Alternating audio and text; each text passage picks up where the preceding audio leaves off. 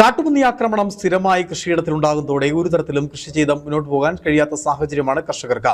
കഴിഞ്ഞ ദിവസം കാഞ്ചിയാർ പാലാക്കടയിൽ കൃഷിയിടത്തിൽ വിവിധ ദിവസങ്ങളിലായി എത്തിയ കാട്ടുപന്നികൾ 150ഓളം ഏത്തവാഴ തൈകളാണ് നശിപ്പിച്ചത്.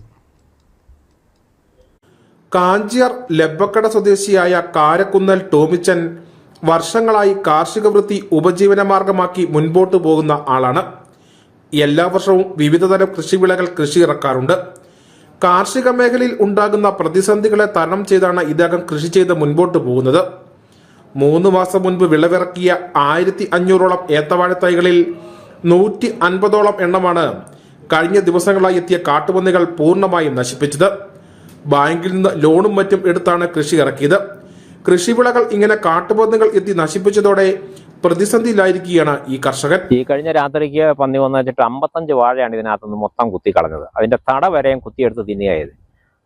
ഇങ്ങനെ നമ്മളിത് യൂണിയൻ ബാങ്കിൽ നിന്ന് ലോൺ എടുത്താണ് ഈ കൃഷി നടത്തിക്കൊണ്ടിരിക്കുന്നത്. ഇപ്പം ലോണാണ് തിരിച്ചടയ്ക്കാനായിട്ട് യാതൊരു മാർഗവും കാണുന്നില്ല. എന്തെങ്കിലും കൃഷിഭവനിൽ നിന്നോ സർക്കാരിൽ നിന്ന് എന്തെങ്കിലും സാമ്പത്തിക സഹായം കിട്ടിയെങ്കിൽ മാത്രമേ നമുക്ക് മുന്നോട്ട് പോകാൻ പറ്റുള്ളൂ.